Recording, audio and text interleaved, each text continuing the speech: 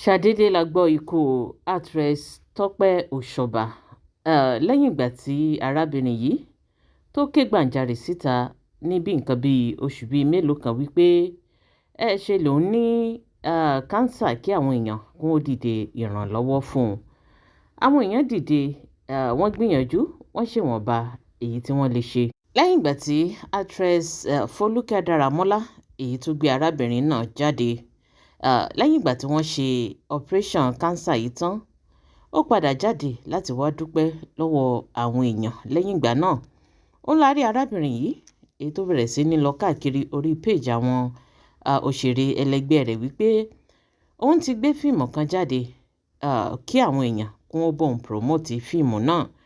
Gbogbo orí pages wọn òun la ti ń rí, gbogbo kọ́mẹ̀ntì ẹ̀ òun la rí káàkiri ní àsìkò ìgbà náà. Ó gbìyànjú kí àwọn èèyàn kún ó lè bá promote fíìmù yìí, ṣùgbọ́n ó ṣeni láàánú wípé gbogbo ìgbìyànjú arábìnrin náà láti rí wípé òun promote fíìmù yìí ní àsìkò ìgbà náà lọ́hùn, pàbó ló já sí o. Ẹ̀yin tèmi, àwa mọ tí arábìnrin yìí ohun tó ń ṣẹlẹ̀ sí lábẹ́lẹ̀ kó tó di wípé aṣàdédé gbọ́ ikú rẹ̀. Ó mọ̀ ṣe o. Lẹ́yìn ikú arábìnrin yìí, ó la rí àwọn òṣèré lóríṣiríṣi tí wọ́n bẹ̀rẹ̀ sí ní gbé RIP sí orí fọ́tò rẹ̀ gẹ́gẹ́ bí ìṣe wọn. Oníkálukú bẹ̀rẹ̀ sí ní kẹ́dùn, oníkálukú wọn bẹ̀rẹ̀ sí ní banújẹ́. Kódà àwọn kan tiẹ̀ gbé chat arábìnrin náà àti wọn tí wọ́n gbé jáde wípé òṣèré yìí ó sì bá wọn sọ̀rọ̀ láìpẹ́, ṣùgbọ́n ó ṣeni láàánú wípé kò sí nǹkan kan tí wọ́n lè ṣe láti mú ikú dání. Ọlọ́jọ́ ti dé, ó sì mú ẹ̀mí arábìnrin náà lọ. Ó mọ̀ ṣe o. A kí àwọn ẹbí, àwọn ọ̀rẹ́ arábìnrin yìí Tọ́pẹ́ Òṣùbà, a kí wọn wípé wọn kò àtẹ̀mọ́ra. Lẹ́yìn ikú arábìnrin yìí, òun la bẹ̀rẹ̀ sí ní rí oríṣiríṣi ohun tí àwọn èèyàn sọ nípa àwọn òṣèré. Wọ́n ní kí ló dé tó fi jẹ́ wípé tí àwọn èèyàn bá ti kú, ó yá wọn lára láti sáré gbé RIP sí orí fọ́tò wọn. Wọ́n ní gbogbo ìgbà tí arábìnrin yìí wà láyé, èyí tó nílò ìrànlọ́wọ́ wọn tó ń pariwo káàkiri wípé ṣé lòun fẹ́ kí wọ́n bóun promote fíìmù òun. Wọ́n ní èwo nínú wọn òun lórí iṣẹ́ fíìmù tó ṣẹ̀ gbé jáde ní àsìkò ìgbà náà. Ibẹ̀ náà láti rí àwọn kan táwọn náà sọ wípé fíìmù àwọn èèyàn mélòó òní Tọ́pẹ́ Òṣùbà òun ló promote àbí ló gbé sí orí page rẹ̀ nígbà tí ó wà láyé. Wọ́n ní ṣe fún mi kí n ṣe fún ọ, òun ló láyé. Ẹ̀yin tèmi, ní orí ọ̀rọ̀ yìí náà òun láti rí ọkọ àwọn single mothers tó náà ti jáde tó wá sọ in tó mọ̀ lórí ọ̀rọ̀ yìí. Kó tó di wípé a tẹ̀síwájú, ẹ jẹ́ ká gbọ́ nǹkan tí ọkọ single mothers èyí tó sọ nínú fídíò yìí. Tọ́pẹ́ Òṣùbà kú báyìí sẹ́yìn, everybody post RIP lọ́tún, RIP lọ́sì, àtẹni tó nífẹ̀ẹ́ àtẹni tó nífẹ̀ẹ́ ìgbà tó ṣì wà láyé. Ìgbà tó ṣe cancer tó náà ní cancer ńgbà yẹn náà, a pẹ̀lú èmi kan pẹ̀lú àwọn tó dáwó ńgbà yẹn náà lọ́jọ́ kìíní àná. Ṣẹ́rí industry yẹn bó ṣe tóbi tó yẹn, kò ṣe gbogbo wọn lọ́nìfẹ̀ẹ́ àwọn wọn. Ẹ má jẹ́ ká put blame lórí gbogbo wọn ní industry yẹn náà ní kẹ́ wọ́n love ẹ̀ wọ́n ìgbà tó wà láyé kìnnìkan. Ẹ jẹ́ ká flashback sí ẹ lọ wo page Tọ́pẹ́ Òṣùbà náà. How many people did she celebrate when she was alive? Ẹ jẹ́ ká lò wẹ́ náà. Àwọn mọ̀nìkà bò sí pọ̀ ní industry, àwọn tó wùwà wèrè náà pọ̀ ní industry. Ṣé understand? Ẹ má jẹ́ ká sọ pé gbogbo wọn pátá ní olórí burúkú. Ṣé get me? Kọ́lọ̀ fọ́hùn kẹ́ Tọ́pẹ́ Òṣùbà. Tọ́pẹ́ is my friend, to be too tough for you. Gbogbo a máa ń sọ̀rọ̀ dáadáa, máa ń check on her, check up on her too. Tọ́pẹ́ náà kì í sọ̀rọ̀. Tọ́pẹ́ náà kì í sọ̀rọ̀, kò ń sọ̀rọ̀ síta. Tọ́pẹ́ doesn't talk outside, kò ń sọ tinú ẹ̀ náà síta. Tọ́pẹ́ dinú. Tọ́pẹ́ Òṣùbà dinú. So ẹ má jẹ́ ká blame àwọn actress. Ẹ̀jẹ̀ náà ló ń ràn lára ẹni náà, lára gbogbo wọn náà. Ṣé understand? So ẹjọ́ àmọ́ ike àwọn mi olórí burúkú ayé wọn ti bàjẹ́ nínú industry. Èmi gan mọ̀ àwọn kan ayé wọn ti pinyikin. Tó bá ń wá àbòsí inú industry ló wà. Àwọn bá sọ pé mo nífẹ̀ẹ́ àwọn wọn, ó wà bẹ́ẹ̀, àwọn kan wà bẹ́ẹ̀, bá àwọn kan sì dánú wọn, àwọn kan sì ní good at nú wọn. Ṣé understand? Ẹ̀yin tèmi, may I so rest in peace. Ọ̀rọ̀ lẹ́gbẹ́ lẹ́nu ọkọ single mothers tó náà tó hẹ̀ opinion rẹ̀ lórí ọ̀rọ̀ tó wà ńlẹ̀ yìí. Kò tán síbẹ̀ o. Ibẹ̀ náà láti rí gbajúgbajà òṣèré tá a mọ̀ tí a mọ orúkọ rẹ̀ sí Táyọ̀ Adéníyì. Òun náà jáde o lẹ́yìn ikú arábìnrin yìí tó sì gbé àtẹ̀jáde kan síta.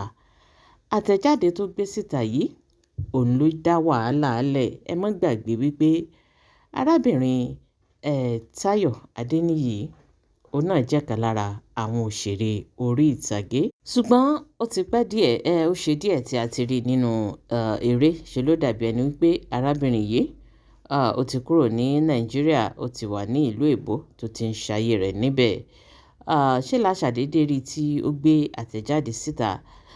Nínú àtẹ̀jáde yìí, ó ní ẹ̀yin industry funeral committee, how far una don dey plan candle night? Ọ̀rọ̀ tó gbé jáde yìí òun ló jẹ́ kí àwọn èèyàn bẹ̀rẹ̀ sí ní sọ̀rọ̀ wípé kí ni ìtumọ̀ àtẹ̀jáde tí arábìnrin yìí gbé jáde.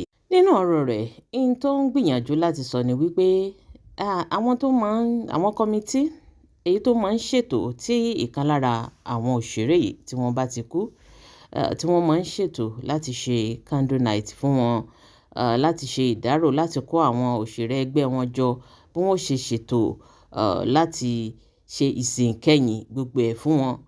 Ó ní ṣé wọ́n ti ń gbáradì, ó ní ṣé wọ́n ti ń ṣe ẹ̀yin tèmi.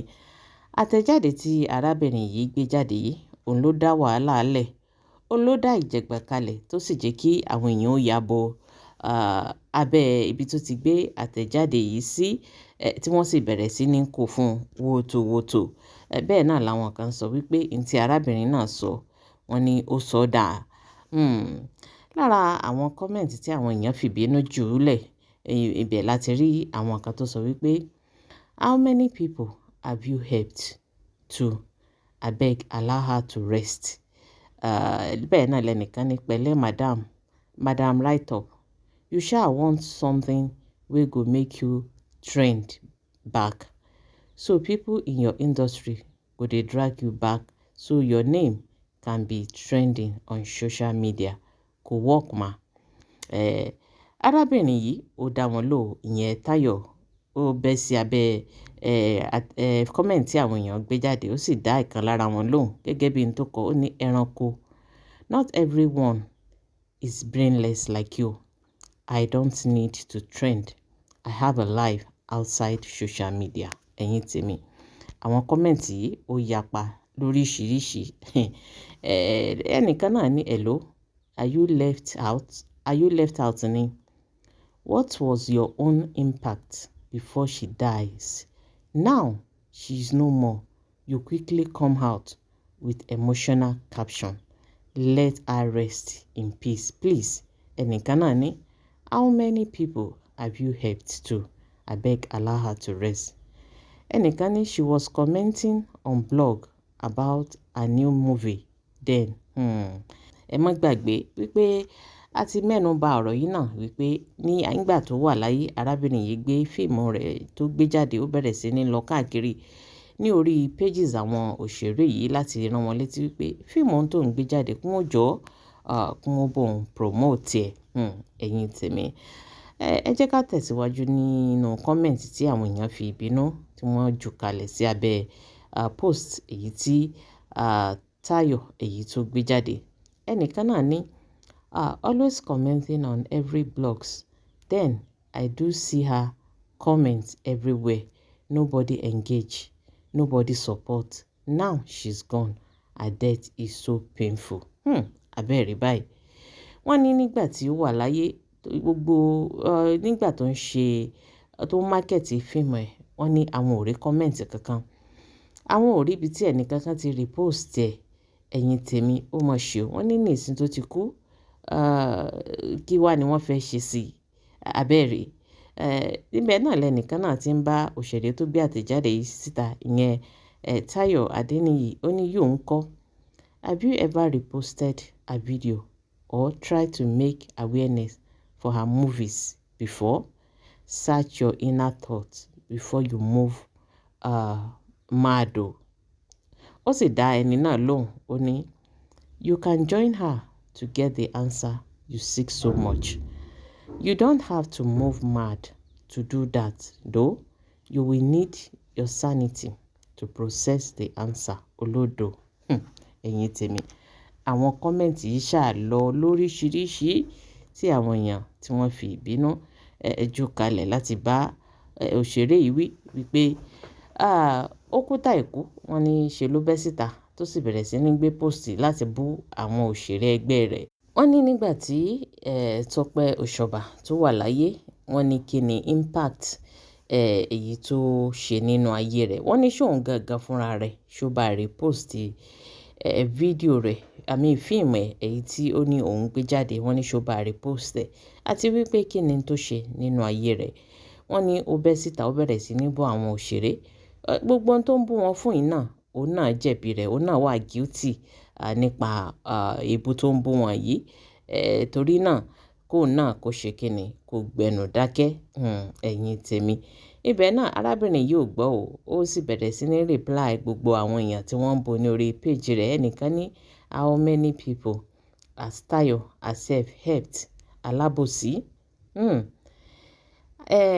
Adéníyì Tayo ó sì dá ẹni tó gbé tó kọ́mẹ̀ǹtì yìí, ó dá lóhùn, ó ní ẹlẹ́nu gbígbẹ lọ béèrè lọ́wọ́ Google.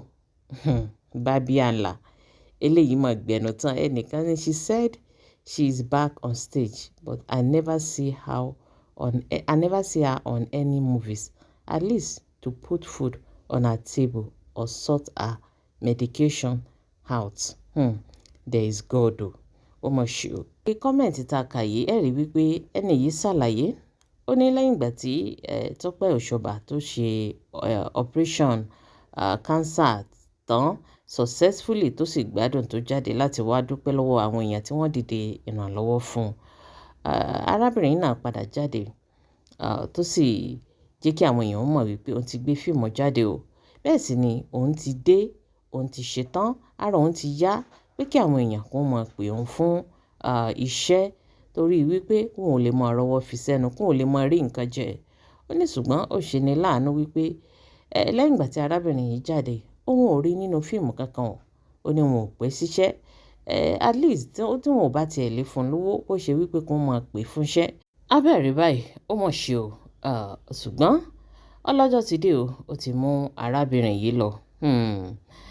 Lẹ́yìn ìgbà tí Adéníyì Tayo táwọn èèyàn gba gbòòsì ẹ̀ tó náà sì fún wọn lésì, làbárí tó tún gbé fídíò kan jáde níbi tó ti ń sọ̀rọ̀ wípé kí àwọn obìnrin èyí tí wọ́n bá ti wà ní bóyá tí wọ́n bá ti wà ní in their late 30s tí wọ́n sì wà ní in their 40s, ó ní kí wọ́n mọ́ gbìyànjú láti sọ wípé àwọn ń wọ̀ mọ́ àbí àwọn ń wọ́kọ by fire by force. Ṣé ni àwọn èèyàn bẹ̀rẹ̀ sí ní wò wípé fídíò tí òṣèrébìnrin Tayo Adéníyì gbé jáde yìí ṣó ní nǹkan ṣe pẹ̀lú ikú Tọ́pẹ́ Òṣùbà. Wọ́n ní kí ló mọ̀ nípa rẹ̀ torí fídíò náà ohun tó sọ nínú fídíò yìí ó fẹ́ ní ìfura, ó fẹ́ mú ìfura lọ́wọ́.